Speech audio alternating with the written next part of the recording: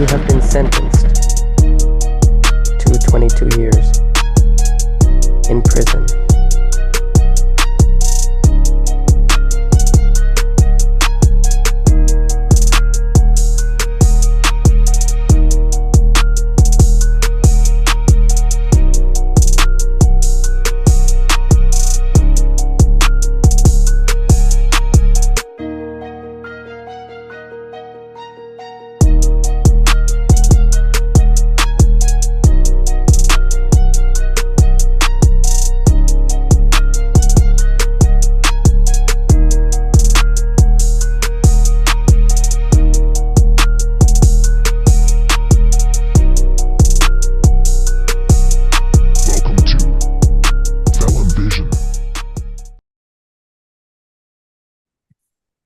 You're up. How y'all doing? This is Jeffrey Wilson. You watching another episode of Television. I'm here with the Humanization Project. Taj, how you doing? I am excellent. It's Saturday morning and I am free at home with my wife, not behind bars. So it is a good day, brother. Thank you for having me on. You're welcome. And definitely, anytime that we could make that pivot from being in a space where we could call our own versus where we were before is always a beautiful day. It's always a beautiful start, Yeah, but she's way better than all my cellies. right. I know a second ago, I want to tap into that and, just get people to understand us coming back into society and basically similar to invading somebody else's space. And I'm not going to say invading because an invasion is a space, a situation where somebody don't want you there. You know, for somebody to want you in a space and never experience you in their space, I know under the circumstances of what I'm going through. Me and my wife never really lived together, and now we under the same roof. And people may not realize what that transition is like. So maybe for you, you could tap into some of the things of how did you, navigate coming into that space from prison to here? Was it an easy transition or was it hard for you? It was both. It was easy in that it was the thing I wanted to do most in the world. Right, Right. was to finally be together and live with her because we'd been to, a lot of people know Jen, all sorts of charisma, blue hair, and helped everybody get home early, right? Like, so Right. everybody knows Jen, and she's just incredibly lovely. And she rode with me for 6 years while I was inside, and so the thing I Right. wanted most was to live with her. Um, but I also, it's hard, and I think maybe easier on me than it was on her to adjust because I was used to adjusting to having somebody in a really tight quarters, and that in many cases, not somebody I really always like. We were cool, but like it wasn't somebody I was going to choose to be in that space with necessarily, right? Right. But she's had to, it's been hard also because she has had to, we both had to, but adjust to the fact that somebody is now in her, and we have a small home. Like we're re-entering, I'm a returning citizen and she's a student. We don't have any money, right? So we're in this tiny little space and I have a big loud voice and you get used to being loud in prison because there's doors clanging and echoing spaces and all that, right? So like I'm taking up a lot and so we've had to have some like it certainly hasn't been bad. It's been lovely, but it has been a challenge at times where I'm without meaning to kind of, like you said, invading her space in this Right. existence that she had. And so it's taken a lot of communication. There hasn't been any yelling really, but there's been tears and there's been frustration and it's just a matter of success. And so, we got married this about a month and a half ago. And so Congratulations. we did a year of living together before that, and she still wanted to marry me, so we succeeded. But and it's pretty smooth at this point, but I think it's a challenge for anybody to adjust on the fly to having somebody, even when you love that person dearly, suddenly exist all around you when you all it was a concept before and an occasional voice on the phone. So I think it's important for us to give ourselves a little grace and make sure that we talk with each other. Like, hey, this is this thing that you do that I'm not used to. Can we work on that? Like we did a lot of that. She'd be like, you're not doing this thing. And I'd be like, well, it's not something I do. And we had to do a lot of back and forth of like, for you to be comfortable here with me, for me to be comfortable here with you, can we adjust this little thing? And a lot of that is also like being willing to make some adjustments because Right. like we get when we're inside, we get inclined to like, oh, you can't let somebody push you around. You got to say these are my, these are my boundaries, and for good reason at times. But like when you're coming out living with somebody that loves you and that's trying to support you, you can't be a Have hard to bend a ass little bit. about that. You got to be Right. willing to make these adjustments. Right. And I think that's what it's all about, the adjustments of life, the adjustments back into society. And we are trying to make that as smooth as possible, and that's why I love y'all platform and what y'all doing, just to humanize it, to understand no different than how those individuals that remained in society their all life have to build relationships and learn and navigate. We have to do the same exact thing, but it's a different kind of challenge, especially when you have people that look down upon it or stigmatize it, to a degree. And we just want to come and back and show the world who we are and the changes we made after making a certain mistake, but what was your mentality before you was able to cross over in society? Like what were the things that you was thinking about leading up into a relationship, thinking about jobs or even the Humanization Project? Was that something that you knew that you wanted to step into while you was incarcerated? Yeah, there's layers to that. Yeah, yeah. So in terms of what I was thinking about, my main thing was family beforehand.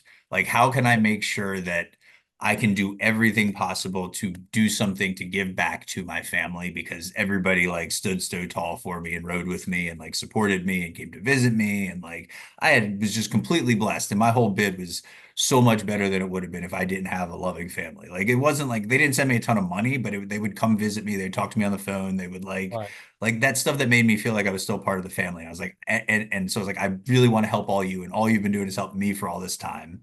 So that was my big thing, and especially Jin and my son Demetrius and my parents, right? Like those are like, right, and so like that was a big thing leading up. Like, how can I do that, and how can I bring our family? Because we're a great family, but we're also scattered and busy and stuff. How can I bring us closer together as like the thing I do to give back, right? So I thought right, about a lot, thought about that a lot beforehand, and I'll tell you in regard to that, I've been very successful, and I think um we've had a lot of good family moments, but even that was not like everybody was busy, everybody had lives, like, and I was just jumping out at like everybody, like the world was going to revolve around the fact that I was back, but it wasn't. Everybody's busy, right? right, And appropriately so. Everybody came and like hung out for a minute, but then like everybody has to go back to life. And so I've done a good job of like trying to get and building those relationships in like out here version. But it's right, also that's been challenging emotionally at times too, because that was so much a part of what I wanted to do coming out was just make family like the end be all and end all. And like it has been, but it also you can't ever just do that. And that's not realistic, right? And they don't have time to make their lives about me because we're all grown-ups, right? They got jobs and right, kids and whatever.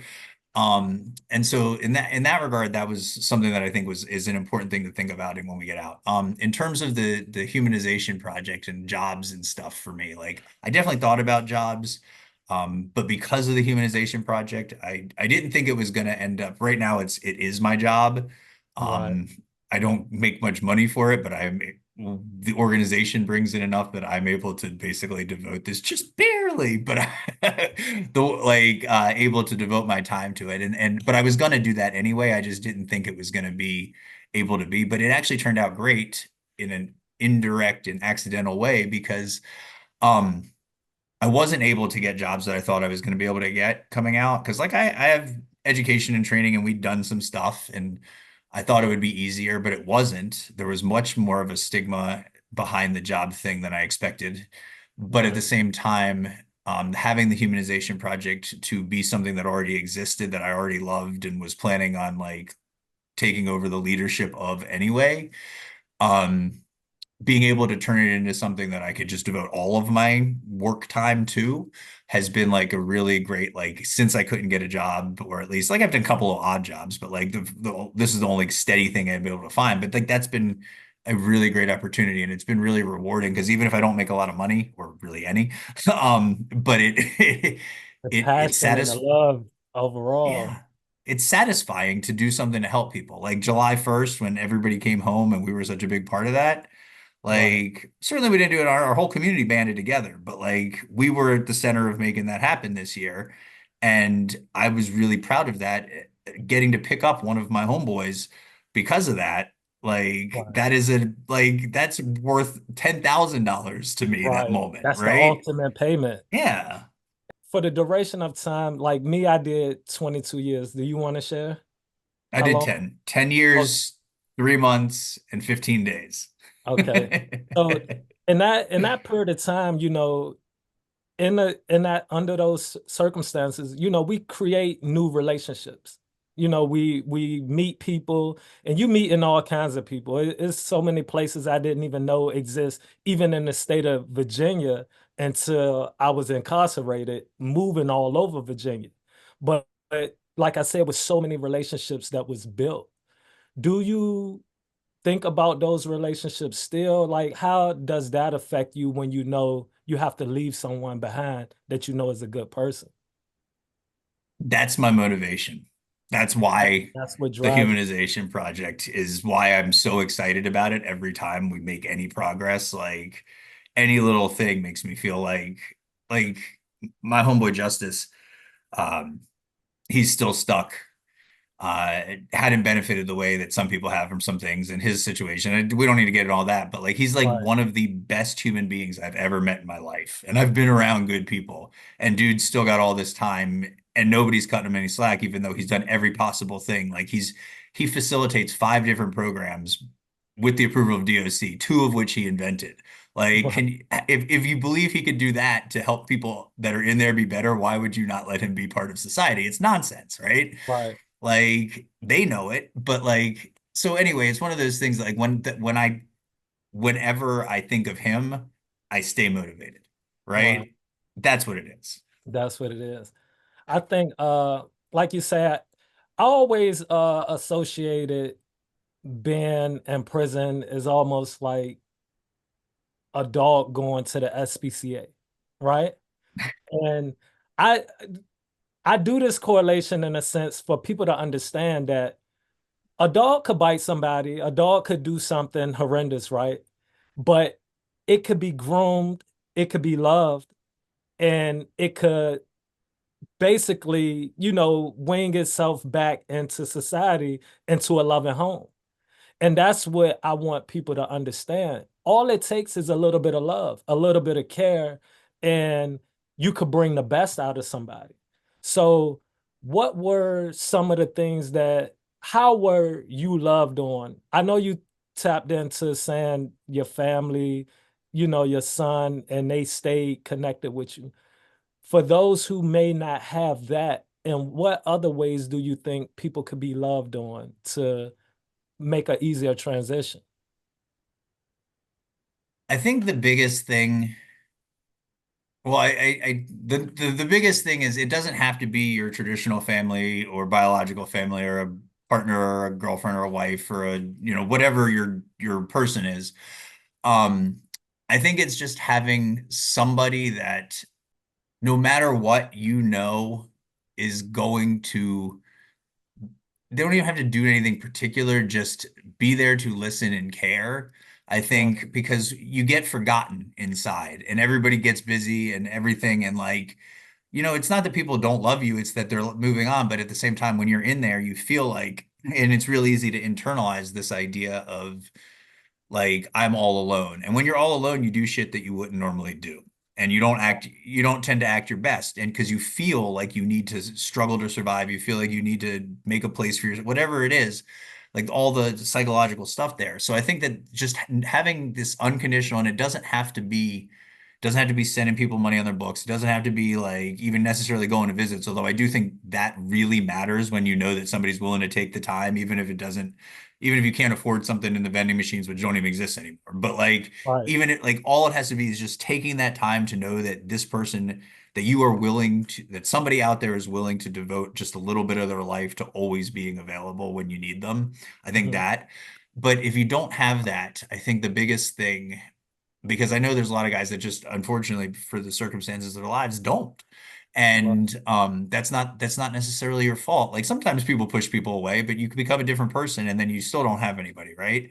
Right. And so I think establishing those relationships either with people inside, because I have some true friends that I made inside, not just people that I did some time with, like people that are true friends. I think we can find community even in the worst circumstances. Right. So I think that's an important way to go. I think of my buddy Mike, who was Bear inside. A lot of people know Bear.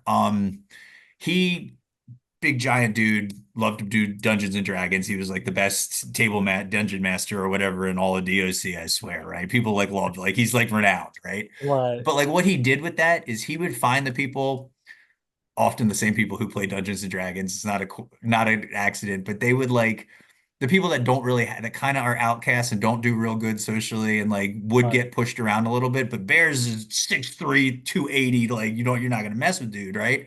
He's nice as could be, but nobody's gonna mess with him. And Right. he could create a community and like you'd eat together and you'd play Dungeons and Dragons, but like it was a thing where people cared about each other and made community even if they weren't like necessarily even best friends. I think that's an important thing. And the other thing I think is purpose, like having something that you're, even if you don't have anybody that is watching out for you, having a way to watch out for other people and help other people, like something that you say, even if it's this tiny thing, like I'm going to make sure that everybody in here gets, I don't know, make sure that they gets something nice at Christmas time and somebody just goes around and makes cards for everybody in their pod or something like silly like that. Like something Right. like something where, but or if it's something bigger like the Humanization Project, that's actually how it started for me. I was super depressed at Greensville, and when I first got locked up and needed to figure out how to get, like, my whole life felt like it had fallen apart and nothing was ever going to be okay again, and like being able to take the education, the knowledge that I have, and try to help people and try to educate other people was something that like gave me some purpose and made me feel like I was doing something that mattered. And like that, and yes, I had the family support to help, but like what I realized in talking with a lot of people, I did some interviews and stuff. People that thrive despite are people who feel like I've got this thing that I'm doing that matters, that to other people that is purposeful. And I think Right. that no matter what your circumstances, if you can find something that gives you purpose, it will help you transition or survive a bad situation in the first place. And that's, I think, for me, that's what it was. I say the thing that I learned, to me, and still, planted in my mind, to stay out of prison, to make a transition, to be better, to do better. Like you say, you find a purpose. You have to find reason. That you want to be this individual. And that's how I navigate life now. I know that I have value. I know I have something to lose. I know I have things that I love, and I know people love me. So overall, I'm not trying to mess that up, you know. But do you consider yourself, or did you consider yourself more successful before prison, or do you feel like you're more successful after making that mistake? I think that depends what your definition of success is, but I would say that so before before prison, on paper, I was more successful. After prison, I am more successful at being the person I want to be and making an impact that I want to make. Right. Like I was doing that even then, but not as much as I am now. And part of that is my shifted perspective that prison created, and that the experience and especially getting to know so many people, so many good people behind bars. So whether you weren't even guilty in the first place, or whether it was just a bad moment in your life, there are a whole bunch of people that if they just got treated like your analogy with the dog and the SPCA, which while I don't love equating ourselves to dogs, like the point you're making No, yeah, is I entirely valid. right, I think that's really important because like almost everybody, if you treat them with respect, will treat you with respect. If you give right, somebody an opportunity, they will do something positive with it. Not always perfect, not always what you want, but most right, people are not terrible people even when they're in prison. Most people are right. decent people that had either a bad moment or a bad spell, right? And like give them a chance and it's not going to be like that. And so my new value system, my new perspective based on that, I think I'm more successful in making an impact in a way that matters in other people's lives that is positive than I was before. Yeah. And I think that's what it's all about. Like you say, just trying to make that impact. And that's where I find my passion now to want to do things like this, to find those relatable stories or, and just show people what it really takes to move forward. You know, like I said, I only been home 5 months and it be so many challenges, whether it's finances, whether it's psychological, you know, transition back into society. What are some of the things that you do for your mental health to stabilize your mental health after going through a form of trauma, being in prison? Yeah, that's a really good question. I appreciate you asking. I think that we need to talk, all of us as survivors of incarceration, all of us as men, not me, but especially Black men culturally. I think we need to do a better job talking about that. And that's Right, not condemning anybody. I just think this is an important thing because there's a right, resistance to sharing. And I tell you the answer to the question, my number one thing is the first thing I did with my Medicaid was get on a regular schedule of going to a counselor.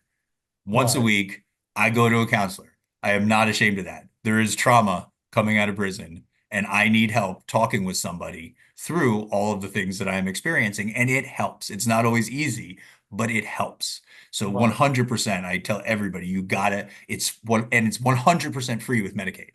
I don't pay anything out of pocket. I don't have to pay up front. I walk in there, say hi, walk back. And as I'm leaving, I wave goodbye. Like there is not a single piece of paperwork even to fill out once I got the first forms to get into their like system. And there's places all over the state. So I 100% encourage everybody, go to that counselor. It is free. All you got to do is show up and it will help. But beyond that, because that's not going to do it by itself. So having somebody to talk to. So one, I'd say finding moments of something that is important for me that is just for me, because as much as like all the purpose is what keeps me like really motivated and good, um having this thing that like when I go do that, that is like just something that I can just like breathe deep and relax. And for me that's hiking. That's what I do. I like to go hiking.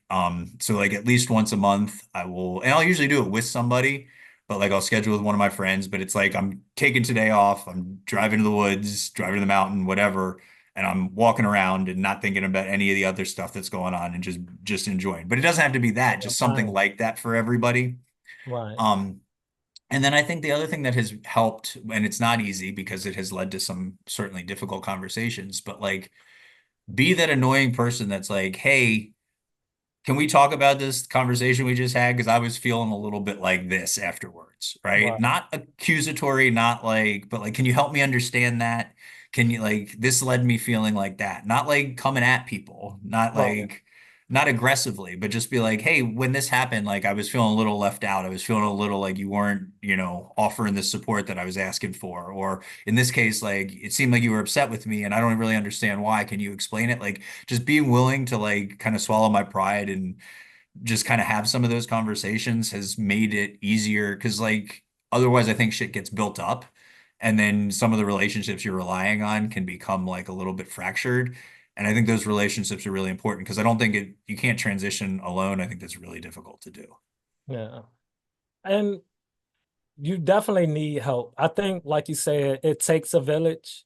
And I think if we could have more conversations like this and we could have so many more examples of what it looks like and have them tell a story, okay, this is what I went through and this is what I've had to experience and things of that nature. So when somebody else find themselves in that same situation, it give you insight. It may not be your answer, but it give you insight or plant seeds on certain things that you could start thinking about to help you navigate those situations.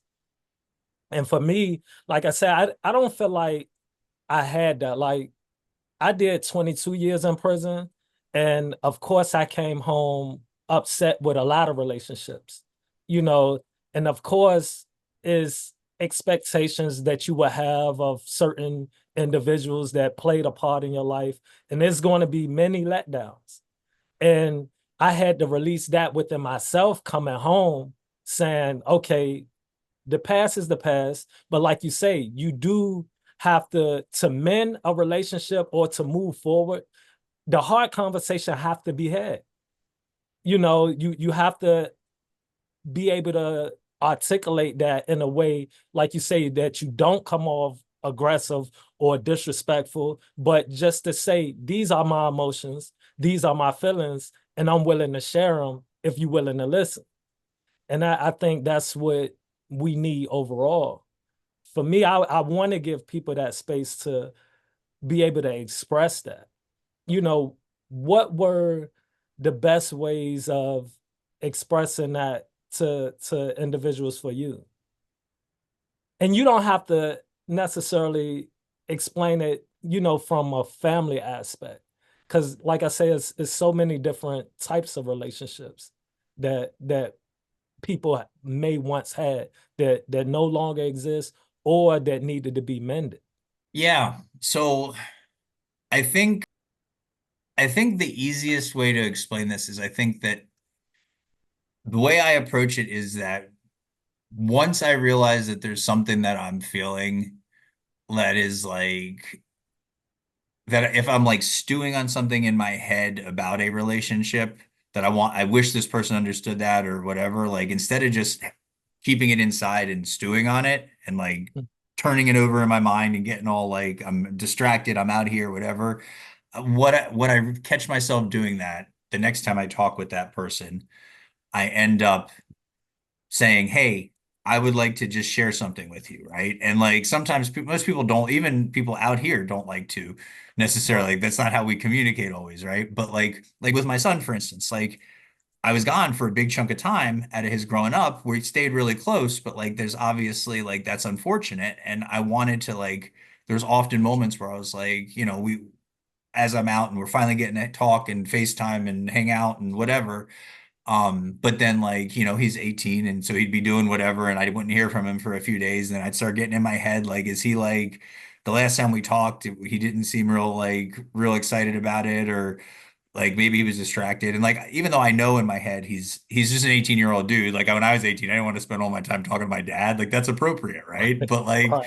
but like at the same time, because of all the baggage of being gone and how much I cared about him and how close we were even the whole time, like I was over interpreting it and blah blah blah. So I would just be like, hey, D, like, this is this situation that like I just wanted to say this is this thing like I noticed this and can you just tell me like is everything cool and like and being annoying like I know that like that's not what he wants to talk about when we're talking but I'd be like get like I'll just take like 3 minutes and be like and he'll be like no it's fine and then it's gone and then It's now all I'm not stewing on it and so like I don't know that there's necessarily a right or wrong way but just to like when I realize that I'm internalizing something to just take that and be like the next time I'm just going to talk with this person because other that's how it gets built up is if you're sitting there for like a week and it's in you and you've taken little bits of information and misinterpreted them and now they're this big huge thing and you don't even know what's really going on and it's usually not really about you anyway it's usually just some other entirely different unrelated thing and so now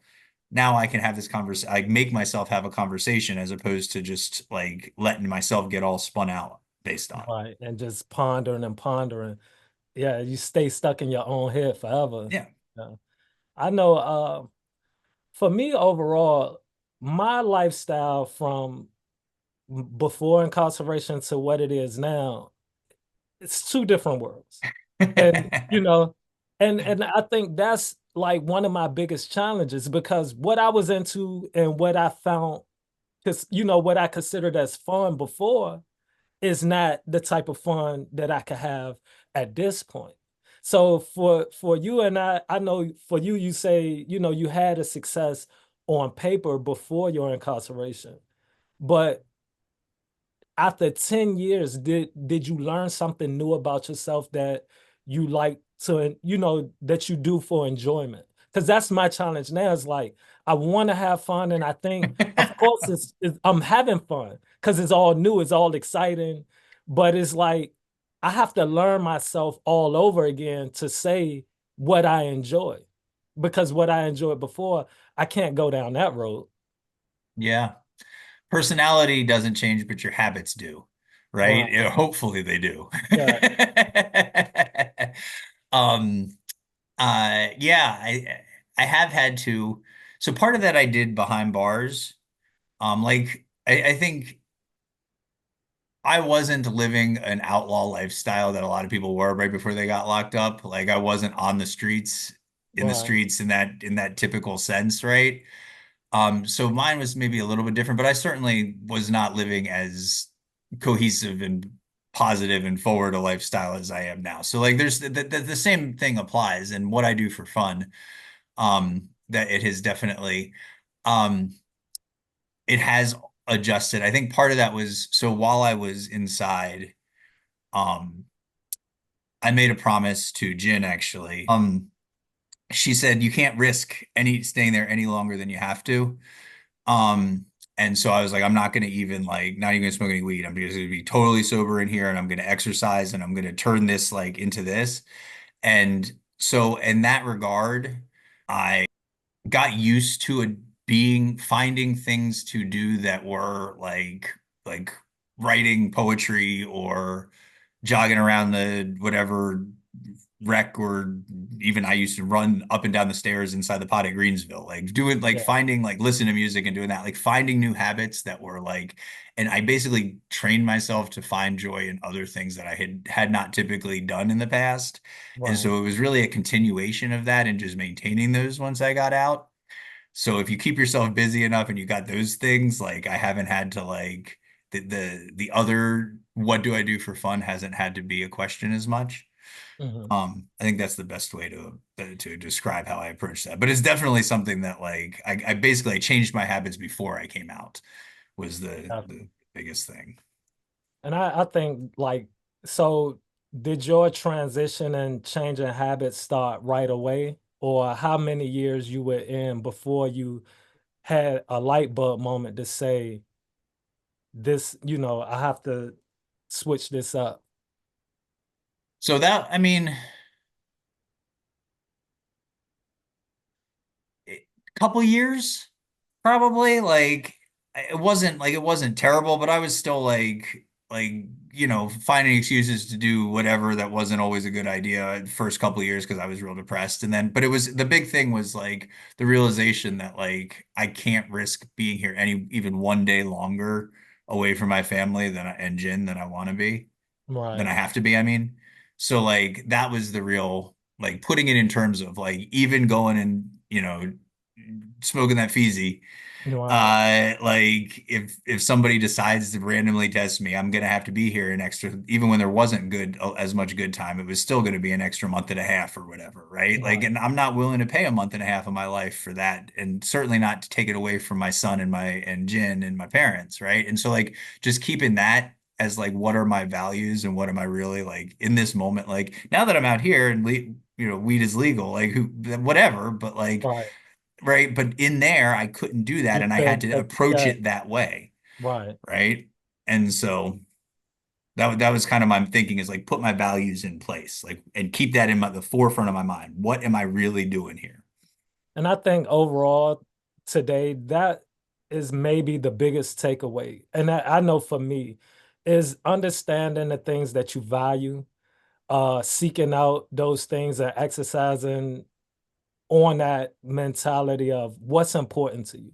And I think once an individual realize that they place that value within themselves or the other things that you love or whatever, it definitely would keep you from making the wrong choice again. And I think that's what is overall about making a transition back into society making it as easy as possible and finding success doing it and understanding that it's individuals that are willing to help. And that's why I'm so thankful for the Humanization Project. Like I say, just to it's funny that we have to say to humanize us and we already human beings. You know what I'm saying? But that's the circumstances of what we're dealing with. But overall, I appreciate your time. I appreciate you answering these questions and coming on my platform and giving me the opportunity to just share time and space with you. Like I said, I understand it firsthand what you went through. You understand what I went through. And that connection alone is, just something within itself. And I appreciate what you're doing.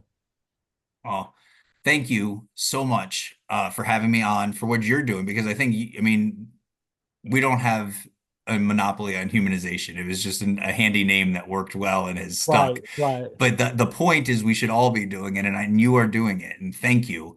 I'm glad that we've been able to connect. I'm looking forward to connecting more. I encourage everybody, check this out. Like this has been a great conversation. Let's have more of these conversations. This is how we right, become there's a Michelle Obama said it is hard to hate up close. When you right, have conversations like this and see somebody as a human being, it's hard to hate them. It's easy to hate the word murderer or robber or rapist or addict or whatever the case may be. But it is not easy to hate somebody who you know is a human being. And that is where we get to better ways of living, better ways of treating each other, and better ways of transitioning back and surviving these terrible situations. So like yeah, keep doing this, Jeff, man. I really appreciate it. It's been a total pleasure. Thank you, man. I appreciate it too. All right.